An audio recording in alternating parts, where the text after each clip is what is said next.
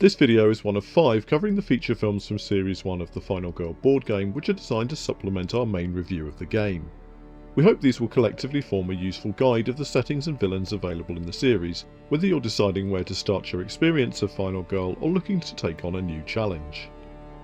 You will require a copy of the core game in order to play this or any other feature film. For the sake of brevity, unless otherwise stated, the views I expressed in our main review remain relevant for the feature films and won't necessarily be repeated in this video. Lastly, please note that this video inevitably spoils some aspects of the feature film, otherwise there's not much to talk about. We have restricted discussion of possible tactics to help you defeat this feature film to its own section, so you can skip this if you don't want any help figuring out this puzzle for yourself. However, I will comment on the overall features of the scenario throughout the video. The other videos in the series will be linked in the description below as they are published. Thanks for watching.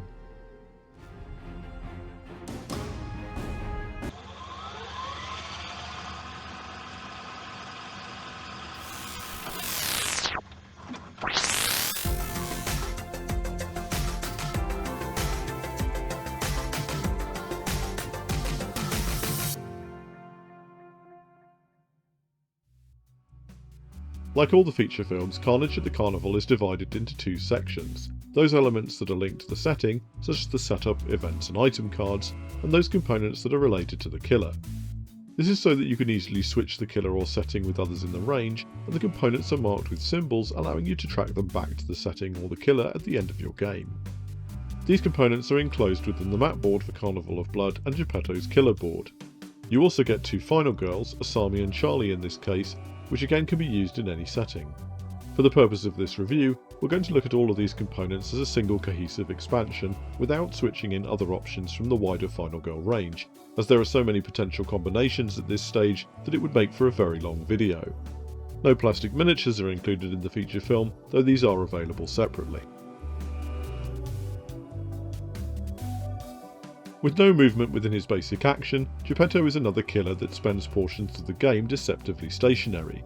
However, terror cards will routinely spur him into action, sometimes even teleporting him across the carnival at the very moment you think you are safe.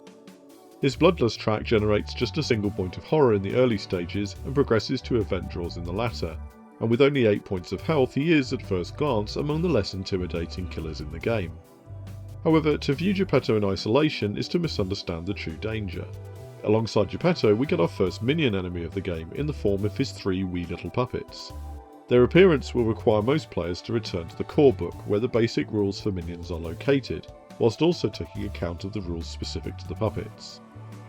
Minions act as an additional killer in some ways, for example causing victims to panic away from them during the relevant phase if a victim was killed during the turn. They will also follow any action on the terror card that would normally be undertaken by the killer, unless specifically stated otherwise, acting first and then followed by the killer themselves. There are some key differences. Victims will follow you into a space with the minion as long as that space doesn't also contain the killer. You can also split the damage of an attack between multiple minions in the same space. As for the puppets specifically, they are spawned at the top of Geppetto's turn and will then move towards victims using the normal targeting rules. Although they do no damage as part of their basic action, their interaction with terror cards makes them the primary way that Geppetto will dispatch victims and the final girl alike. With only a single point of health, they are relatively easy to kill, and once killed they will sit in the exhausted part of their card, unable to be respawned for at least 1 turn. They will also do only a single point of damage, unless the Dark Power Weapons graft is in play. Their movement, however, increases alongside Geppetto's as his bloodlust increases. This speed boost is tempered by their strings, which require them to remain within 2 spaces of the Puppet Master if at all possible. If for some reason they are moved further out, they will spend their following turns trying to move towards Geppetto until this limit is met once again. All 3 Dark Power cards and all 3 Finale cards either augment the puppet's normal capabilities or change the rules of the scenario in some puppet-themed way. Puppet attacks on the final girl herself may be like a death from 1,000 cuts in isolation, but they are dangerous in numbers and most reliable at dispatching victims, especially victims clustered together. Take no action to prevent these deaths, and it is surprising how quickly the bloodlust level can increase. The Carnival can be surprisingly disorientating as a map, largely due to the wide pathways between the perimeter spaces, which can be as long as 3 spaces on the inner map. Likewise, some locations you would expect to be adjacent are not, meaning you will need to pay close attention when identifying closest targets or distance between areas. This is likewise the only map I can recall where one of the exits, the clown car, is not on the edge of the board but towards the centre. The setups play with differing victim distributions, but all but one will keep you at least 2 spaces from the killer, presumably to avoid early use of weak attack. Ring Around the Rosie stands out as having a 13th victim from the start compared to the others' 12, perhaps an opening for final girls that need to save higher numbers of victims. This setting's special rule mechanic is that of traps, which take 2 distinct forms.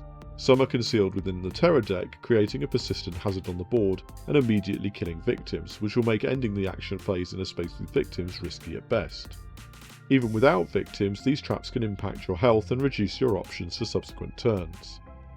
The other 3 traps are evenly distributed within the 3 item decks at the start of the game, reducing the available items and making search actions inherently risky. Whilst you'd have to be pretty unlucky for any of these to be game-ending alone, they do deserve caution and may cause players to want to avoid blind drawing items in favour of the top item if possible. This is a shame, as the normal items in the feature film are generally useful. The knife bandolier is particularly suited for puppet crowd control, and Zappo the Carnival Monkey will enable you to search for items up to 2 spaces from your selected item location.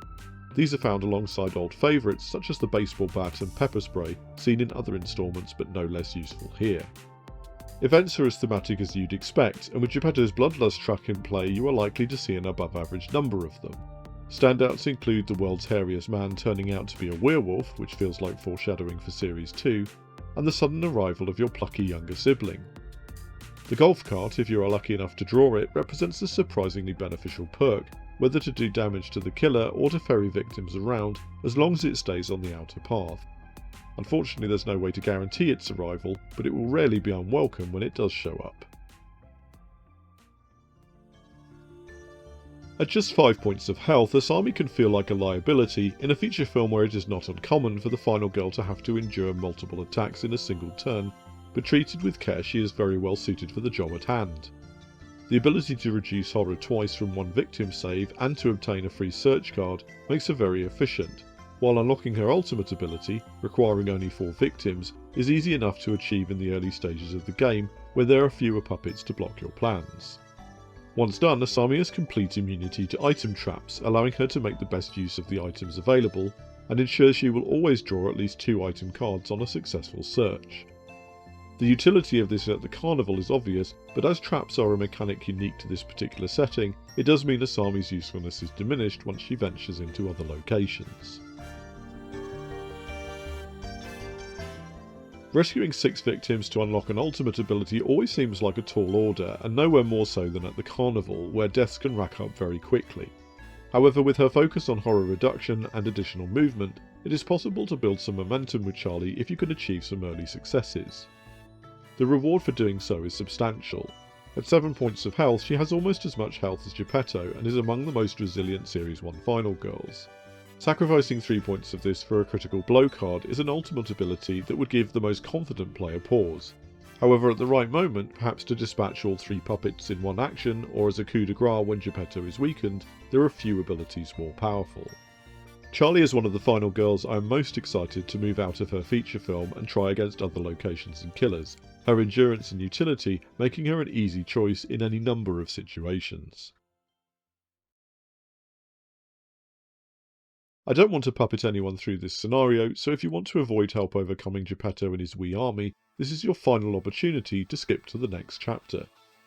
What follows is not intended to replace your own skill and decision making, but represents a possible overarching strategy to help if this one has you all tied up.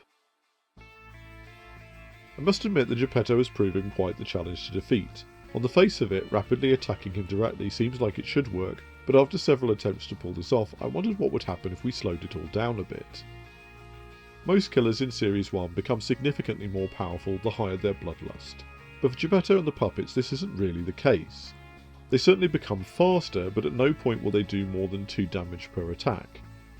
With this in mind, you can afford for them to kill other patrons of the carnival, even if it takes them to maximum bloodlust. As Geppetto could potentially use leftover victims as puppets during the finale, you will want to ensure that the board is clear of victims by this point, but how the board gets cleared matters less. Instead of striking early or being overly concerned about victim deaths, you should instead prioritise actions that improve your chances of surviving to the finale card reveal. Ensure that you have guard or retaliate cards ready and that your health remains as high as possible. Activating your ultimate ability will be advantageous, but you will want to avoid finishing your turn in a space with victims, as there are multiple terror card effects that will punish victims that happen to be with you when they are resolved. This takes some finesse and certainly isn't easy with all the tricks the terror deck can pull, which is why prioritising defence is so important. As ever, keeping horror in the green to make your actions consistently successful is also crucial. Weapons remain useful, but it generally won't be worth the time cost required to move to a different location and search if you could otherwise spend those time points in the planning phase to ensure guard is available. You will want to remove puppets from the board as opportunity arises. Puppets tend to end up close together, especially in the late game, so stay close to the main ruck of victims and strike when you can make the most of the action. Furious Strike, which costs an affordable 4 points of time, can potentially remove all 3 puppets in one go, providing Massive Abominations is not in play at the time. Around the time the final terror card is due to be drawn, try to ensure you are in a position to remove all 3 puppets a final time. This is because Geppetto loses the Spawn Puppets action on all 3 finale cards. Admittedly, the Remember Them finale card messes with this a little, but a 66% chance of a puppet-free ending isn't bad. Geppetto simply doesn't put out enough damage or have enough resilience on his own to withstand your attacks for long, so if you bide your time and coordinate a puppet genocide at the right moment, your victory will be all but guaranteed. When I first started playing Final Girl, the theme of this feature film was an immediate draw for me. The idea of the possessed puppet stalking the carnival felt narratively interesting, and having spent some time with this instalment, I can absolutely confirm that it delivers on that theme and deserves a place in your Final Girl collection. But as much as I've enjoyed my time with this feature film, it is probably as complicated as I ever want this game to get. Having to switch between minion rules which form part of the core rulebook and the puppet rules from the film itself makes this edition difficult to digest at first, and this isn't helped by the fact that minions act like an extra killer in some respects, but something different in others. Puppets do a single point of damage, but this is changed by one of the dark powers. They start with 1 movement, but can only be 2 away from Geppetto, and their movement speed changes during the game. Figuring out the closest target bearing this restriction in mind is also not always intuitive, especially on this map. It's all a lot to internalise without triple checking every move and slowing the game down. Add in some of the events which trigger in multiple different phases of the game, and the Am I a Puppet minor dark power which costs you health at the start of the turn if you do not follow the puppet's movement restrictions, and you'll start to realise there's both quite a lot to remember in this feature film, but that the exact combination of these things can be quite different playthrough to playthrough. Losing the game to Geppetto is all part of the fun of Final Girl. Losing the game because you forgot to stay close to Geppetto and now have no way to move back, or avoiding the game-ending damage that follows, or worse that you should have lost the game several turns ago and everything you've done since was a cheat, sap the joy of this scenario for me on occasion. This makes me reluctant to recommend it as a first stop for new players, even though in terms of difficulty it hits a really nice balance, and is the sort of feature film newer players might luck into a very satisfying victory even while they're still learning the rules. I think there's a really good warning here about the dangers of adding mechanic after mechanic to a rule set at the expense of smooth gameplay. A real shame, because I think this one might have otherwise been one of my favourite feature films so far. I hope this video has helped you to decide whether Carnage at the Carnival is worth the price of entry for you personally.